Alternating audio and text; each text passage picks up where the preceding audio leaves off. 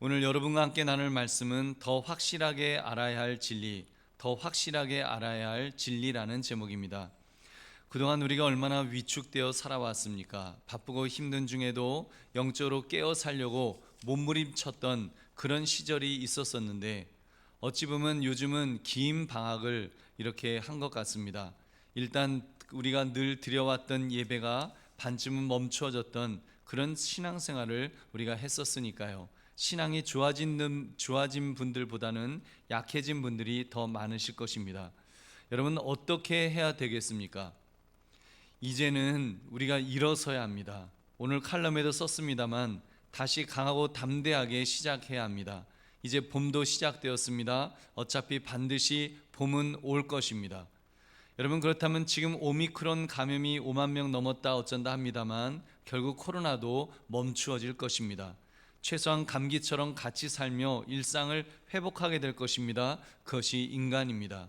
인간은 좀 더 인간답게 살기 위해서 결국 싸워 이길 것입니다. 그리고 싸워 이길 수 있도록 하나님은 우리에게 힘과 능력을 주실 줄로 믿습니다. 여러분 그렇다면 우리가 영적으로도 회복되어야 하지 않겠습니까? 그래서 다시 시작하자는 것입니다. 특히 우리의 구원자 예수 그리스도에 대해서 우리가 더 살펴봅시다. 그래서 확실하게 진리를 붙듭시다. 흔들리지 않는 그런 신앙을 소유합시다. 그러므로 말씀의 제목 더 확실하게 알아야 할 진리란 제목을 가지고 더 알아야 할 진리의 내용을 확인하시는 이 시간 되시기를 주님의 이름으로 축원합니다. 오늘 본문을 보시면 누가복음이 왜 쓰였는가 그 기록의 목적을 분명하게 말씀하고 있습니다. 오늘 본문 1절부터 4절을 우리 다시 한번 같이 읽겠습니다. 시작. 우리 중에 이루어진 사실에 대하여 처음부터 목격자와 말씀에 일꾼된 자들이 전하여 준 그대로 내력을 저술하려고 붓을 든 사람이 많은지라 그 모든 일을 근원부터 자세히 미루어 살핀 나도 데오빌로 각하에게 차례대로 써보내는 것이 좋은 줄 알았노니 이는 각하가 알고 있는 바를 더 확실하게 하려 함이로라. 아멘. 왜 쓰였다고 했습니까? 데오빌로라는 사람이 알고 있는 진리의 말씀을 더 확실하게 알 수 있도록 하기 위해서 누가복음을 썼노라고 말씀하고 있습니다. 데오빌로가 정확히 어떤 사람인지는 모릅니다. 분명한 것은 그를 부를 때 형제님이라고 그렇게 부르지 않고 각하라고 부르는 것을 보면 아주 높은 고관임에 틀림없습니다. 이 사람이 믿음이 투철했던 사람은 아니었던 것 같습니다. 초신자였거나 복음을 알고 있지만 확실하지는 않은 사람, 그래서 각하라고 부르면서 그가 알고 있는 이 진리를 더 확실하게 할 수 있도록 누가복음을 쓴다라고 밝히고 있습니다. 여러분 이런 점에서 누가복음은 우리가 진리를 더 확실하게 알 수 있도록 해주는 이해하기 쉽도록 쓰여진 그런 책이라고 믿습니다. 일단 이 누가복음의 수신자가 진리를 잘 알지 못하는 사람이었으니 얼마나 그 이해하기 쉽게 쓰려고 애를 썼을까요? 흔히 누가복음을 그 대상이 이방인이라고 말하는 이유가 바로 이런 때문일 것입니다. 여러분 그렇습니다. 오늘 우리들을 보면 어쩌면 이 데오빌로처럼 여러 가지 배운 것은 참 많은데 많이 알고 있는 것 같은데 확실하게 알고 있는 것은 없는 그런 우리의 모습이 아닐런지요. 여러분 특히 요즘처럼 정보의 홍수 시대에는 더더욱 이렇게 정말 뜬구름 잡는 것 같은 그런 지식 속에 헤매고 있다고 하는 그런 느낌이 듭니다. 그렇기 때문에 그 어느 때보다도 더 확실하게 알아야 할 필요가 있는 그런 시대라고 믿습니다. 여러분 과거에 보면요, 이단은 그래도 스스로 이단인 줄 알고 험컴한 곳에서 비밀리에 활동하는 경향이 있었습니다. 이제는 이단이 더 판을 칩니다. 여러분 이단이 더 신문에 대문짝만하게 광고를 하고 스타디움을 통째로 빌려서 아주 대규모 집회를 아주 그럴듯하게 하는데 사람들은 헛갈릴 수밖에 없습니다. 가짜가 진짜 같은 세상, 그리고 진짜가 가짜처럼 보이는 세상, 이 속에서 우리는 확신할 수 없는 처지가 되는 것이 아닐까요? 여러분 그러므로 오늘 누가가 데오빌로 각하에게 더 확실하게 알아야 할 진리를 이 전하는 모습을 살피면서 여러분 나의 신앙의 모습을 그렇게 점검해 봅시다. 여러분 첫 번째로 성부 하나님에 대한 진리를 더 확실하게 알아야 합니다. 성부 하나님에 대한 진리. 여러분 복음서를 보면 하나님이라는 단어나 이 주님이라는 이 단어가 누가복음에 가장 많이 사용되고 있다는 것을 발견하게 됩니다.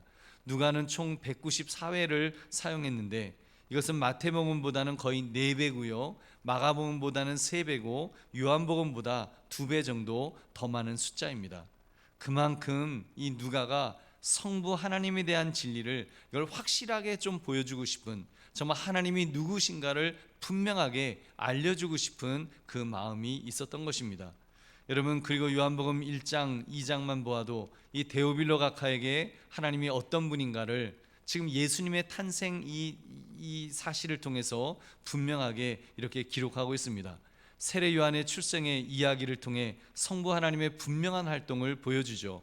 여러분, 세례 요한의 아버지 사가랴에게 하나님께서 어떻게 나타나셨는가를 보여주고 있습니다. 한마디로 말하면 불가항력적인, 정말 한거할 수 없는 그런 성부 하나님으로 그렇게 소개하고 있습니다. 실제로 존재하시고 실제로 활동하시고 그의 활동을 막을 수 없는, 하나님이 하시고자 하면 막을 수 없는 분이라는 것을 말씀하고 있습니다. 보십시오. 사가랴의 아내 엘리사벳이 아들을 낳을 것이라는 고지를 천사를 통해 들었을 때 사가랴가 말했습니다. 내가 이것을 어떻게 알겠습니까? 내가 이렇게 늙었고 내 아내도 이렇게 나이가 많습니다. 어떻게 아기가 태어날 수가 있겠어요? 임신하게, 이거 말도 안 돼요. 이때 하나님께서 천사를 통해 말씀하셨다는 것입니다. 누가복음 1장 20절, 보라, 이 일이 되는 날까지 내가 말 못하는 자가 되어 능히 말을 못하리니 이는 내가 내 말을 믿지 아니함이거니와 내 때가 이르면 내 말이 이루어지리라 하더라. 아멘. 그래서 여러분, 사가랴를 벙어리로 만드시면서도 하나님이 하시고자 하는 계획은 반드시 틀림없이 이루신다는 것입니다. 나이 많아 임신할 수 없는 엘리사벳을 임신하도록 만드실 수 있는 분, 여러분, 하나님은 전능하신 분이신 줄 믿으시기 바랍니다. 여러분, 그뿐인가요? 남자를 알지 못했던 마리아 처녀가 잉태했다는 것은 이건 자연의 법칙을 아예 어기는 것이죠. 여러분, 누가복음 1장 35절 같이 읽겠습니다. 시작.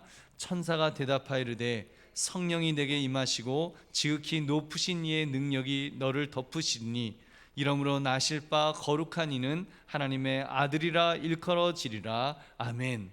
하나님은 말씀으로 우주 만물을 창조하신 분이시기 때문에 이 자연의 법칙, 우주의 법칙까지도 깨뜨리시면서 그렇게 뛰어넘어 역사하십니다. 그래서 마리아가 처녀가 잉태하여 거기서 아기를 낳도록, 메시아를 낳도록 그렇게 만드신 것입니다. 이어지는 누가복음 2장의 내용을 보면 예수님의 탄생을 알리기 위해서 하나님께서는 천사들을 동원하셨던 것을 볼 수 있습니다. 천군 천사들이 찬양하도록, 그리고 나이 많은 시므온을 이렇게 준비시키시고 여섯인자 안나를 예비하셨던 분이심을 보여주고 있습니다. 그 하나님은 이 세상을 말씀으로 창조했을 뿐만 아니라 모든 것을 계획하시고 한치의 오차도 없이 하나하나를 이루시는 바로 그런 분이시다. 하나님은 그렇게 모든 것을 치밀하게 분명하게 그렇게 이루시는 분이라는 것을 보여주었던 것입니다. 우리 사랑하는 성도님들, 그렇다면 우리도 그 하나님을 알아야 하지 않겠습니까? 여러분, 우리가 사도신경을 외우면서 성부 하나님을 고백합니다. 전능하사 천지를 만드신 하나님 아버지를 내가 믿사오며, 여러분, 이 전능하사 천지를 만드신 하나님 아버지를 내가 믿사오며, 이 구절을 정말 우리가 수천 번, 수만 번, 정말 셀 수도 없이 우리가 많이 이 고백을 합니다. 근데 정말 이 고백 속에 여러분은 성부 하나님의 전능하심을 믿으십니까? 여러분, 하나님이 그 천지를 만드셨다는 것을 믿으십니까? 그리고 그분이 나의 하나님 되심을 믿으십니까? 여러분, 우리가 정말 이 믿음을 가지고, 이 분명한 확신을 가지고 하나님은 이런 분이시다, 이것을 가지고 우리는 살아가야 됩니다. 여러분, 그렇다면 무엇을 두려워하겠습니까? 왜 우리가 두려워합니까? 왜 우리 속에 불안한 마음이 여전히 있는 것일까요? 코로나19에 대한 두려움으로 왜 우리가 위축되어 있어야 될까요? 사업에 대한 어려움 때문에 왜 우리는 불안 속에서 잠도 이루지 못하는 그런 밤을 새워야 되는 것일까요? 과연 위축되어 있는 나의 모습이 정상이라고 말할 수 있겠냐는 것입니다. 여러분, 물론 우리는 극단적인 신비주의자들은 아닙니다. 나는 하나님이 보호해 주시기 때문에 코로나 걸린 사람하고 그 볼을 부벼도 나는 안 걸려, 여러분, 이렇게 말할 수 있는 사람들은 아닙니다. 하나님은 질서의 하나님이시기 때문에 우리 인간편에서 조심해야 될 것은 조심해야죠. 내가 내 몸을 혹사하면 과로로 쓰러지는 것은 당연한 것입니다. 믿음만 있으면 뭐 배도 안 고프다, 뭐 잠도 안 잔다, 뭐 졸리지도 않다, 병도 안 걸린다. 여러분 그건 사람이 아니죠. 기계죠. 여러분 이 하나님의 아들이신 예수님조차도 시장함을 느끼셨습니다. 예수님조차도 피곤하실 때가 있었고 그러면 쉬셨습니다. 그런 점에서 우리가 질서를 지키고 방역도 하고 면역력도 높이고 건강도 지키고 우리가 마땅히 해야 될 것은 다 해야 합니다. 그러나 여러분 우리가 두려움에 사로잡히는 이 부분에 대해서는 문제 제기가 있어야겠죠. 왜냐하면 우리 하나님께서 생사화복의 주관자가 되시기 때문입니다. 그런 점에서 분명한 의식을 가집시다. 하나님은 나의 주관자이시다. 하나님은 내 인생의 주관자가 되신다. 주관자라는 것은 다른 말로 하면 결재권자라는 것입니다. 하나님이 결재를 하셔야지 나의 그 일거수일투족, 나의 행동 정말 한 발짝 한 발짝도 전부 하나님의 결재 속에서 이루어진다는 것입니다. 그렇기 때문에 하나님을 바라봐야 됩니다. 그래 하나님을 의지해야 됩니다. 왜냐하면 그 하나님은 나의 아버지가 되어주셔서 나를 책임져 주시고 이끌어 주시기 때문입니다. 여러분 정말 그 하나님이 나의 하나님이 되어주신다는 거, 그 하나님은 천지를 창조하시고 나를 이끌어 주시고 책임져 주시고 그렇게 함께 하신다는 것을 분명하게 믿어야 됩니다. 그러므로 하나님이 생사화복의 주관자요 전능자이심을 더 확실하게 깨달아 담대하게 살아가시기를 주님의 이름으로 축원합니다. 두 번째로 예수님이 하나님의 아들이란 진리를 더 확실하게 알아야 합니다. 누가는 데오빌로 각하가 알게 된 예수님이 하나님의 아들이라는 진리를 확실하게 전하고 있습니다. 사실 하나님께서 메시아를 보내시는데 메시아 구원자를 보내시는데 우리와 똑같은 평범한 그런 인간을 통해서도 보내실 수 있으셨을 것입니다. 물론 그러면 신학적으로 문제가 생기겠습니다만 우리 인간이 생각할 때는 오히려 그것이 더 상식적이라 느껴지겠죠.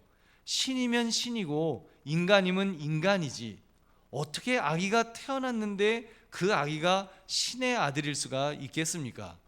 여러분 신의 아들이라고 하는데 하나님이라고 하는데 하나님이 젖병 물고 기저귀 차고 똥 싸고 이게 모양이 빠지잖아요. 이게 상식적으로 이해가 안 되잖아요. 그러니까 지금도 어떤 사람들은 예수님이 하나님의 아들 즉 신이라는 사실을 믿지를 못합니다.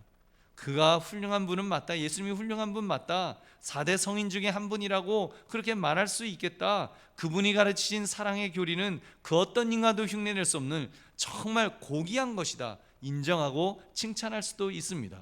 그러나 그를 경배받아야 마땅한 예수님이 경배받아야 마땅하신 그런 나의 주님이다. 나의 하나님이다라는 것은 믿지 못하겠다는 것입니다. 여러분 그런데 누가는 그런 상식을 깨는 사건으로 바로 실제로 있었던 예수님의 탄생 사건을 제시하여 보여주고 있습니다. 예수님은 이렇게 태어나신 분이다라는 것을 보여줍니다. 누가복음 1장 31절부터 35절을 우리 함께 읽겠습니다. 시작. 보라 내가 잉태하여 아들을 낳으리니 그 이름을 예수라 하라. 그가 큰 자가 되고 지극히 높으신 이의 아들이라 일컬어질 것이요 주 하나님께서 그 조상 다윗의 왕위를 그에게 주시리니 영원히 야곱의 집을 왕으로 다스리실 것이며 그 나라가 무궁하리라.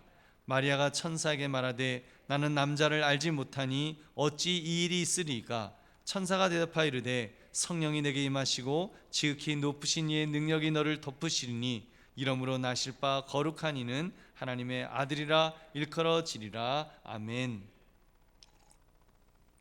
남자를 한 번도 경험해 보지 못한 처녀 이 마리아가 아들을 낳을 것이라고 했습니다. 어떻게 해요? 성령이 임하셔서 지극히 높으신 하나님의 능력이 신의 능력이 마리아를 덮을 것인데 그러면 하나님의 아들이 태어나실 것이다. 이것을 이야기합니다. 예수님은 그런 분이라는 것입니다. 우리와 똑같이 육신을 가지고 태어나셨다고 우리와 동급인 분이 아니시라는 것입니다. 온전한 사람이지만 온전한 하나님이시라고, 그분은 하나님이시라고 말하고 있습니다.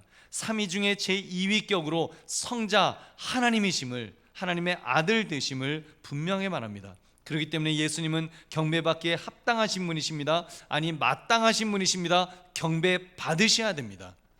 예수님은 경배받으셔야 되는 분이에요. 그 사실을 마리아가 엘리사벳을 방문했을 때 엄마 뱃속에 있던 세례 요한이 기뻐 뛰놀았다는 고백을 통해 밝히고 있습니다. 누가복음 1장 43절 44절 내 주의 어머니가 내게 나아오니 이 어찌된 일인가 보라 내 문안하는 소리가 내 귀에 들릴 때에 아이가 내 복중에서 기쁨으로 뛰놀았도다. 아멘. 엘리사벳이 성령 충만함을 받았다 그랬어요. 그래서 성령 충만함을 받아서 영의 눈이 열린 것입니다. 영적인 눈이 열리니까 마리아를 통해서 하나님의 아들이 하나님이 그 안에 계신 것을 목도한 것입니다. 그래서 내 주의 어머니가 지금 들어오십니다. 엘리사벳이 더 나이가 훨씬 많았습니다. 마리아는 젊은 여자예요. 그런데 내 주의 어머니가 지금 내게로 들어오신다라고. 그리고는 그는 그 하나님의 아들을 보았던 것입니다. 그리고 외칩니다. 내 주의 어머니입니다. 나의 주인님의 어머니가 지금 오신다라고. 그러면서 예수님이 하나님 되신다는 사실을 분명하게 고백하고 있는 것입니다. 그리고 아까 잠깐 말씀드렸던 예루살렘에 있었던 시몬이라는 선지자, 안나라는 나이 많은 여선인자의 입을 통해서 예수님이 하나님의 아들이시라는 것을 증거케 하셨습니다. 우리 시몬의 고백을 누가복음 2장 30절 32절을 같이 읽겠습니다. 시작. 내 눈이 주의 구원을 보았사오니 이는 만민 앞에 예비하신 것이요 이방을 비추는 빛이요 주의 백성 이스라엘의 영광이다 하니. 아멘. 누가는 이렇게 예수님이 하나님의 아들이심을 더 확실히 알 수 있도록 그렇게 가르치고 또 가르쳤던 것입니다. 여러분, 이렇게 사랑하는 성도님들, 그렇다면 우리는 이 진리를 확실히 믿고 있는가요? 예수님이 하나님의 아들 되심을 우리가 믿으시냐는 것입니다. 근데 사람들은 자꾸 엉뚱한 것을 믿으려고 합니다.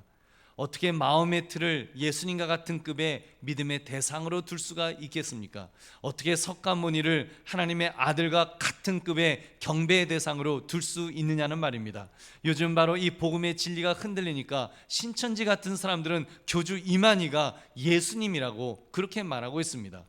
그 90세 된 노인을 보면서 그는 죽지 않을 것입니다. 그분은 죽지 않습니다. 영생하실 것입니다. 그러면서 예수님처럼 그렇게 믿고 있습니다. 여러분, 이게 얼마나 기가 막히고 한심한 일인지요. 꼭 기억하십시다. 우리 예수님은 우리와 똑같은 인간의 몸을 입으신 분은 맞습니다. 그런 점에서 100% 예수님은 인간이십니다. 그렇다고 맘먹어도 될 그런 분은 아니십니다. 감히 어떤 인간이 감히 하나님의 아들과 비견할 수 있는, 여러분, 그런 존재가 누가 있겠습니까? 아무리 위대한들, 아무리 잘난들, 어떻게 하나님의 아들과 비견되실 만한 그런 분으로 말할 수가 있겠냐는 것입니다. 왜요? 그분은 100% 하나님이시기 때문인 줄로 믿습니다. 여러분, 100% 하나님이셨어요.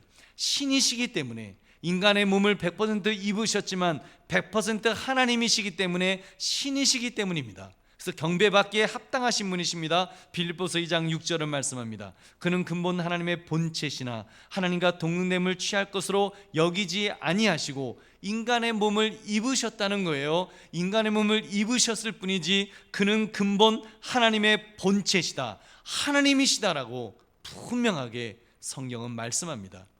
여러분, 그러므로 확실히 합시다.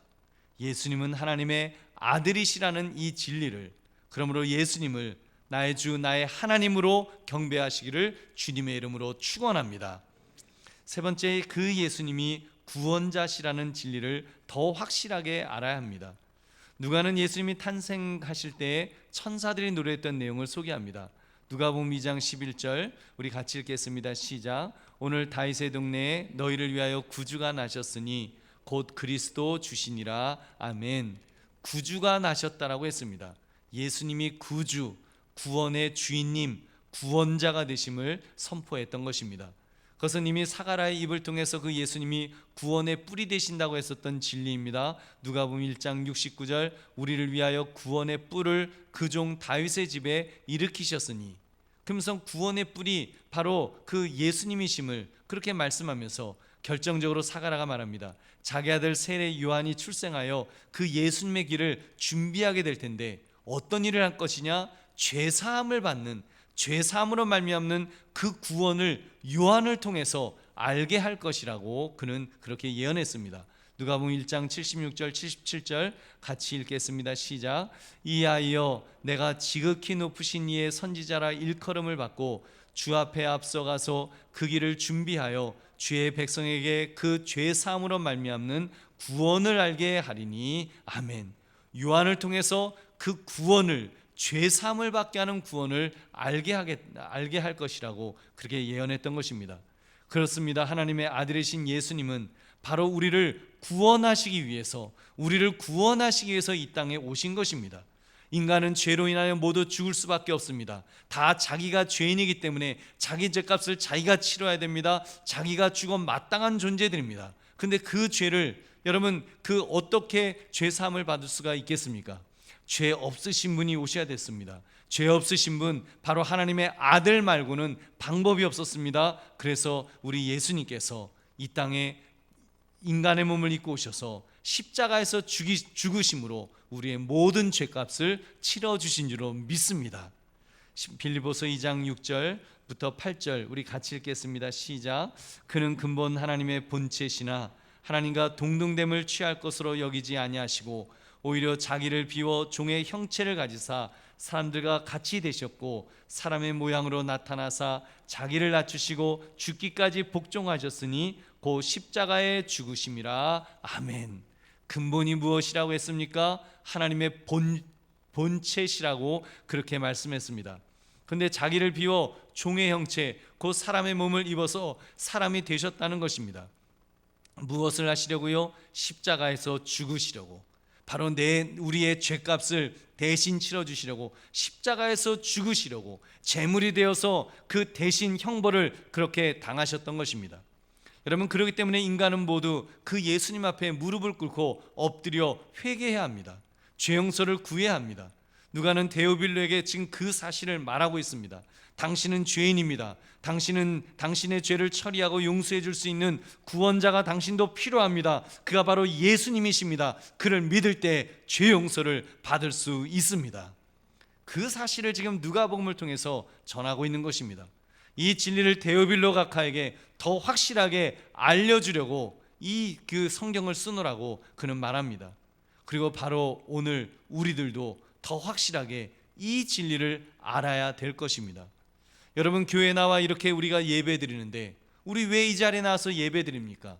예배 드릴 때 여러분 어떤 소원을 가지고 이렇게 나오셨습니까? 물론 여러 가지 그런 기도 제목이 있겠죠. 하나님, 저 병 고쳐주세요. 하나님, 저 직장 잘 찾을 수 있게 해주세요. 사업 잘 되게 해주세요. 자녀 잘 성장하게 해주세요. 뭐 여러 가지 기도 제목들이 많이 있을 것입니다. 그러나 여러분, 가장 근본적인 기도 제목이 있는데, 가장 근본적인 것이 있는데 그것은 바로 구원의 진리인 줄로 믿습니다.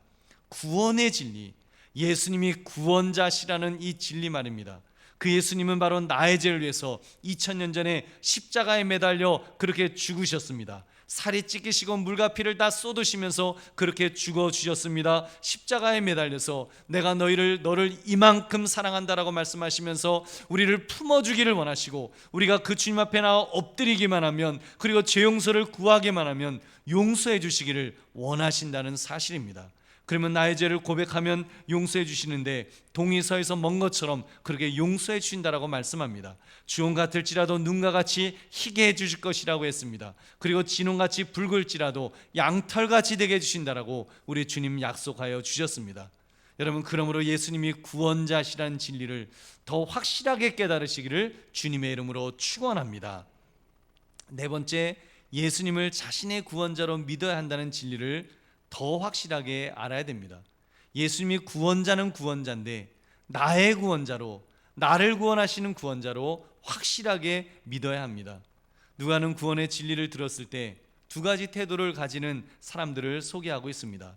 그 하나는 사가라와 같은 태도이고, 또 하나는 마리아와 같은 그런 태도라고 할 것입니다.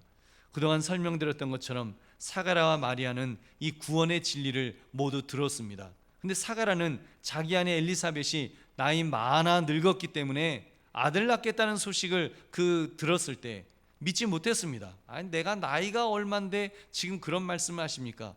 요한이 내 아내 엘리사벳이 할머니인데 아니 지금 할머니가 다 됐는데 무슨 임신은 망측하게 임신은 무슨. 결국 여러분 하나님의 진노를 사서 요한이 태어날 때까지 벙어리가 되는 징계를 겪어야 했습니다. 그러나 여러분 예수님을 잉태한 마리아의 모습을 보십시오. 마리아는 어땠습니까? 마리아 상태는요, 마리아가 자기가 자신을 제일 잘 알았겠죠. 단 한 번도 남자와 관계하지 않은 자신이 메시아를 잉태하게 될 것이라는 이 말씀 앞에 얼마나 당황했을까요? 그리고 믿지 못했을까요? 마리아도 처음에는 못 믿었어요. 그래서 의문을 제기합니다. 내가 남자를 알지 못하는데 어찌 이 일이 있으리까?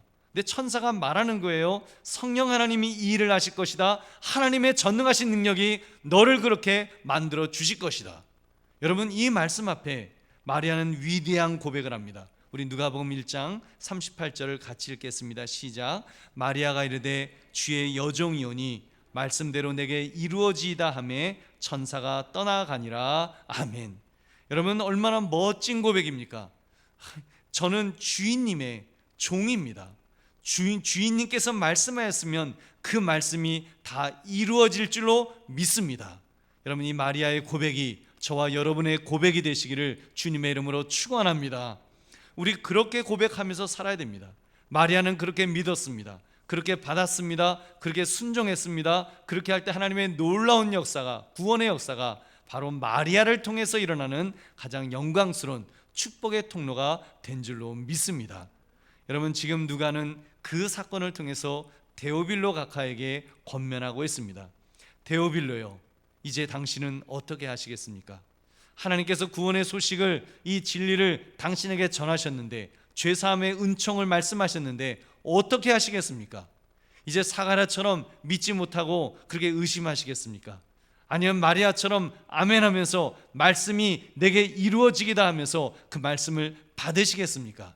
지금 그 결단을 지금 촉구하는 것입니다. 받아들이라는 것입니다. 자기의 권력에 거기에만 붙들려 있지 말고, 자기가 가진 그 재물에 그것만 믿지 말고 하나님을 믿으라고, 그리고 이제는 그 하나님 앞에 엎드려서 회개하고 죄 용서받고 구원받으라고 지금 그 진리를 선포하고 있습니다. 우리 사랑하는 성도님들, 우리도 마찬가지입니다. 이렇게 더 확실하게 알아야 될 진리에 대해서 하나님의 하나님 되심을, 그 하나님께서 하나님의 아들 예수님을 나의 구원자로, 우리의 구원자뿐만 아니라 나의 구원자로 보내셨다는 이 진리 앞에 우리는 결단해야 합니다. 나의 것으로 받아들여야 됩니다. 나에게 주신 말씀으로, 그래서 아멘 하면서 이제는 주님 나를 구원해 주심을 믿습니다라고 하면서 그 주님을 붙들어야 됩니다. 여러분 내가 어떤 죄를 지었건 그거 중요하지 않습니다. 여러분 우리가 하나님 앞에 감히 설 수 있는 그런 의인이 누가 있겠습니까? 목사인 저인들 주님 앞에 어떻게 서겠습니까? 여러분 정말 주님 앞에서는 엎드릴 수밖에 없습니다. 주여 나는 죄인입니다. 죽을 수밖에 없는 죄인입니다. 그렇게 고백할 수밖에 없는 것입니다. 그럼에도 이 확실한 진리의 말씀이 있기 때문에 그래도 담대하게 예수 그리스도의 십자가 보혈을 의지하며 은혜의 보좌 앞에까지 나아가는 것입니다. 그리고 고백하는 것입니다. 주님 나를 용서하여 주시옵소서. 나는 죄인입니다. 나를 용서해 주세요라고 우리가 고백할 수 있습니다. 여러분 어떤 분은 말씀하실 거예요. 그래도요 목사님, 그래도요 목사님, 제가 염치가 있어야죠. 저는요 이번 주에도 지지난 주에도 같은 죄를 또 짓고 왔습니다. 그래도 용서를 구할 수가 있나요? 여러분 그래도 구할 수 있습니다. 우리 주님은 용서해 주십니다. 왜냐하면 우리의 연약함을 다 이해하실 수 있는 분이기 때문입니다. 히브리서 4장 15절, 우리에게 있는 대제사장은 우리의 연약함을 동정하지 못하실 리가 아니요 모든 일에 우리와 똑같이 시험을 받으신 이로되 죄는 없으시니라. 아멘. 여러분 우리와 똑같이 시험을 받으셨기 때문에 여러분 우리를 잘 아십니다. 죄가 없으셨지만, 물론 우리 예수님은 그 시험에 넘어가지 않으셨지만 예수님은 아시는 거예요. 우리가 얼마나 연약한지, 우리가 얼마나 깨어지기 쉬운 존재인지, 얼마나 엎어질 수밖에 없는 존재인지. 그래서 주님이 말씀하실 것입니다. 아무개야 내가 너의 연약함을 안다. 내가 너의 부족함을 안다. 그러나 너가 나를 붙들면 내가 너를 붙들어 주리라고 우리 주님께서 약속해 주시는 것입니다. 여러분 그러므로 주님 앞에 나와 엎드려서 마치 회개했던 세리처럼 주여 나는 죄인으로소이다. 주여 나를 용서해 달라고, 불쌍히 해 달라고 우리가 주님 앞에 고백하면 주님은 우리를 용서해 주실 줄로 믿습니다. 그러므로 더 확실하게 알아야 될 진리, 예수님이 나의 구원자라는 이 진리를 붙들며 주님 앞에 엎드려 회개할 수 있는 저와 여러분 되시기를 주님의 이름으로 축원합니다. 말씀을 맺습니다. 더 확실하게 알아야 될 진리, 여러분이 확실하게 알고 살아갑시다. 우리 정말 이제는 이 말씀을 확실하게 알아서, 첫째 하나님의 하나님 되심을, 둘째 하나님이 그 예수님이 하나님의 아들 되신다는 진리, 그리고 셋째 그 예수님이 우리의 구원자가 되어주시고, 넷째 그 구원자는 나의 구원자, 나를 구원하신 분이라는 사실을 여러분 우리 분명하게 깨달아서 이제는 그 주님 앞에 자발적으로 회개하고, 자발적으로 주님 바라보고, 자발적으로 주님 의지하면서 주님과 함께 살아갑시다. 주님이 함께 하실 줄은 믿습니다. 여러분, 그러므로 주님 앞에 이 진리를 더 확실하게 깨닫도록 정말 애쓸 수 있는, 애쓰시는 저와 여러분 되시기를 주님의 이름으로 축원합니다.